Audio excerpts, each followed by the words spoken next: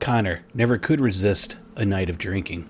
After a long day working in the fields, he and his friends found themselves deep in the Scottish Highlands, far from home, with nothing but the moonlight and the distant howling of the wind to keep them company. The night had been clear, the air crisp. As they joked and laughed around a small fire, it was supposed to be another harmless adventure, one of their typical outings, when four figures appeared in the distance. They were beautiful, with hair that shimmered in the moonlight and eyes that glowed with a strange, ethereal intensity. Their dresses, white as freshly fallen snow, clung to their bodies like mist, flowing with each movement they made. Without saying a word, they beckoned, their fingers pale and slender, inviting the men to join them. No one spoke. No one needed to. The allure was too strong, the promise of a dance too tempting to resist. Connor remembered the way they moved, graceful, like shadows flickering through the trees, their laughter soft and melodic, echoing through the stillness of the night. He felt his pulse quicken, though he wasn't sure why. Something about the way they looked at him, at all of them, sent a shiver down his spine. But it was too late. They had joined hands, and the dance began. The night grew colder as they spun faster and faster, their world around him blurring into darkness. That's when Connor noticed the change. Their eyes, once warm and inviting, had grown cold, predatory. The touch of their hands, once soft, now felt like claws digging into his skin. As he tried to pull away, his heart pounded in his chest, but he couldn't move. His body felt drained, weak, like the very life was being pulled from him. As he looked down, he saw it. Blood. His blood, trickling from where their nails had pierced his skin. He never heard his friend scream, but when he looked up, they were on the ground, pale and lifeless, drained of everything that made them human. Only then did he break free, stumbling back through the forest, the haunting laughter of the women echoing behind him. He ran without stopping, never daring to look back until he collapsed at the edge of his village. His friends were never seen again, but the memory of those women, those creatures, haunted him every day of his life. The topic of tonight's episode is, and hopefully we're going to pronounce this right, the Baobhan Sith. The Baobhan Sith. This one, now in the studies, that's how it was said, but supposedly, it looks like it's Baobhan Sith, but I'm going to go with the Baobhan Sith just because that's where I came across in most of the Gaelic translations and stuff. But it is a creature of immense beauty, an unimaginable terror. She is known as the vampire of the Scottish Highlands, a predatory fae who seduces her victims with grace and allure before draining the very life from them. Physically, it is described as breathtakingly beautiful, always taking the form of a woman with long, flowing hair, typically golden or raven black, and piercing eyes that seem to shimmer with an unnatural light. She wears a long, white gown, though in some stories the gown is green, a color often associated with the fae. The delicate dress clings to her body like a second skin, making her appear otherworldly, ethereal, as if she belongs to the very mist that swirls around the Highlands. But beneath that beauty lies something far more sinister. Her feet, hidden beneath her gown, are not human. In many accounts they are hooves of a deer, a subtle but undeniable sign of her true nature. Her hands, though soft at first, can transform into sharp claws capable of tearing through flesh. And her eyes, oh those eyes. Once warm and inviting eyes become cold, predatory, as her hunger for blood takes hold. The origins of it are as murky as the mist she emerges from. Some say she's a member of the Unsuli court. Unsuli? We'll go with Unsuli court, the darker, more malevolent side of the Fae realm. Others claim she was once a woman who made a deal with the Fae, cursed for her vanity and greed to forever wander the Highlands, seeking out the blood of the living to sustain her cursed existence. Whatever her origin, one thing is certain, she is drawn to the wild, remote places of the world, particularly the Highlands of Scotland, where the veil between the mortal world and the Fae realm is said to be the thinnest. The Baobhan Sith typically strikes at night, preying on groups of men, often hunters or travelers who wander too far from the safety of their villages. She lures them in with her beauty, often appearing when they are most vulnerable, drunk, tired, or isolated, and entices them into a deadly dance. It is during this dance that she reveals her true nature, draining her victims of blood, leaving them pale and lifeless in the remote wilderness.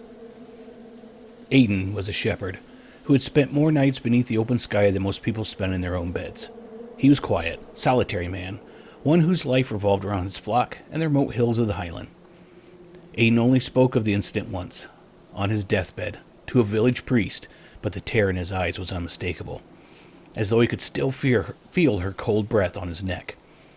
It was late autumn night, the kind where the wind cuts through even the thickest of woolen coats, and the sky hung heavy with clouds, blocking out all the stars.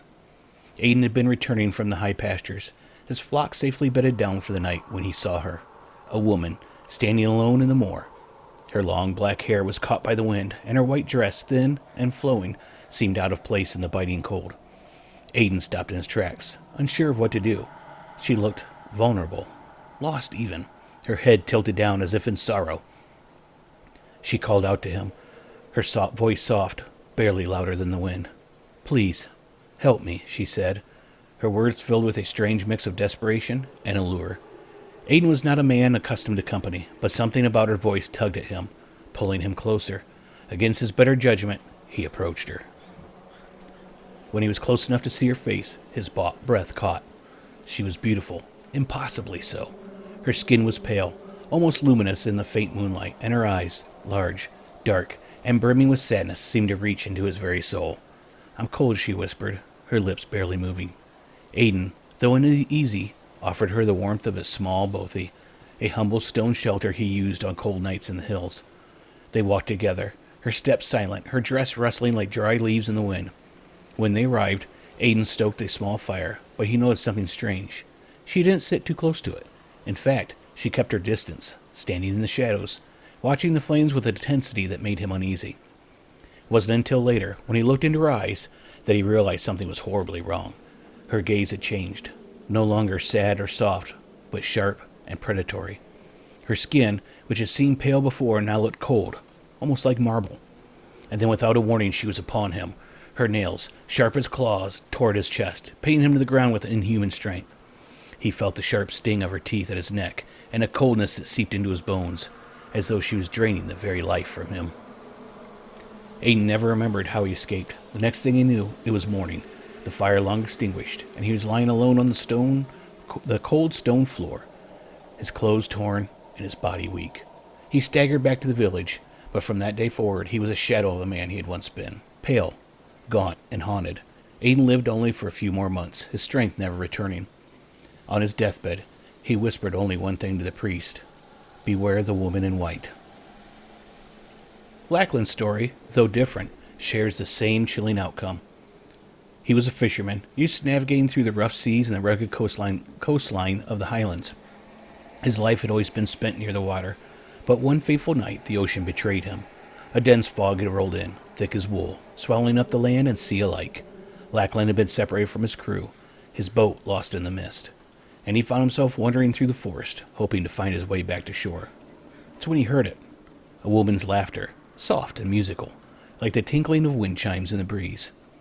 The sound seemed to come from just beyond the trees, and despite the thick fog, Lackland followed it. His heart pounded in his chest, not from fear, but from a strange sense of anticipation. The laughter, it was intoxicating, beckoning him closer and closer until he saw her.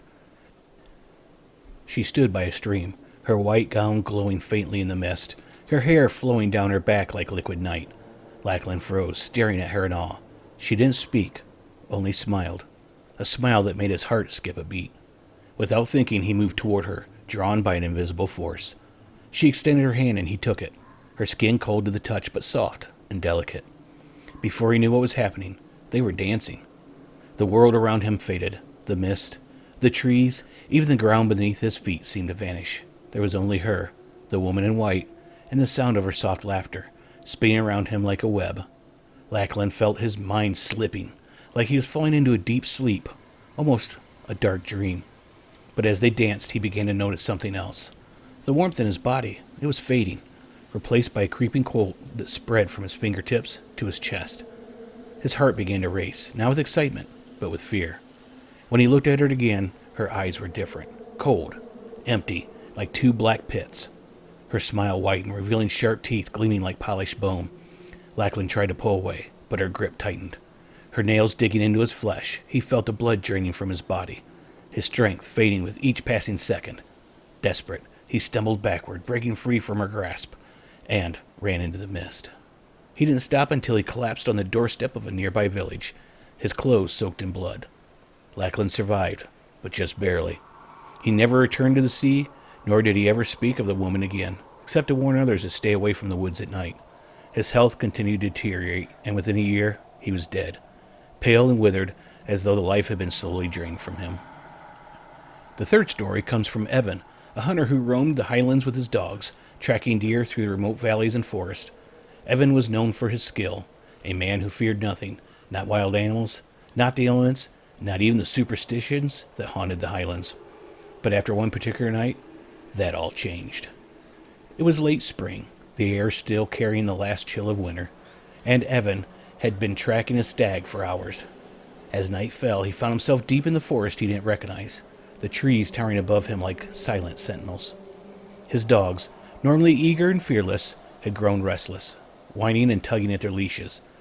But Evan pressed on, determined to catch his prey. Then, as he crested a small hill, he saw her, a woman standing at the edge of a clearing, her white dress shimmering in the twilight. She was impossibly beautiful, her hair flowing like spun gold, her eyes bright and inviting. Evan, confident and unafraid, approached her, calling out to ask if she was lost. She didn't answer, only smiled, a smile that made the hairs on the back of Evan's neck stand on end. He noticed then that the forest had gone unnaturally silent. No birds, no rustling leaves, not even the wind. And his dogs, usually so brave, were cowering behind him, their tails tucked between their legs. Still, Evan felt drawn to her, like a moth to a flame. She held out her hand, and without thinking, he took it. They began to dance, her movements fluid and graceful. But there was something wrong, something Evan couldn't quite place. As they twirled around the clearing, the air grew colder, and he felt an inexplicable exhaustion creeping into his bones. The woman's grip tightened, her nails digging into his skin like claws. He tried to pull away, but it was too late. Her eyes had changed. Gone were the bright, inviting orbs, replaced by something dark and hollow. Evan never spoke of what happened next, but when he was found the next morning, alone, in the clearing, he was barely alive. His face was gaunt, his skin pale as death, and his once strong body looked as though it had been drained of all of its vitality. He lived out the rest of his days as a broken man, warning anyone who would listen, beware the woman in white. The Baobhan Sith may seem like a beautiful and harmless woman, but beneath that exterior lies a creature of insatiable hunger, a fae with a thirst for blood. Her victims are often lured by her beauty, her charm, and her seemingly innocent request for a dance. But as we've seen tonight, those who fall under her spell rarely live to tell the tale. Thank you for joining me on this episode of Lunitar's Legends, Lore, and Lies. Remember, the legends we often hear hold a grain of truth, and the next time you find yourself alone in the Highlands, you might want to think twice before following the sound of a woman's laughter in the dark. If you enjoyed tonight's episode, don't forget to subscribe, share, and leave a review. And I'd like to announce we just started our kind of fired up our new webpage. It is lunitarproductions.com. It will have links to the shows, all the other projects we're doing, links to comments, to social networks, all that stuff. So go on over there. You can always join us on Discord too. The links will be in the description. And until next time, stay safe and remember, sometimes the things that go bump in the night are much closer than you think.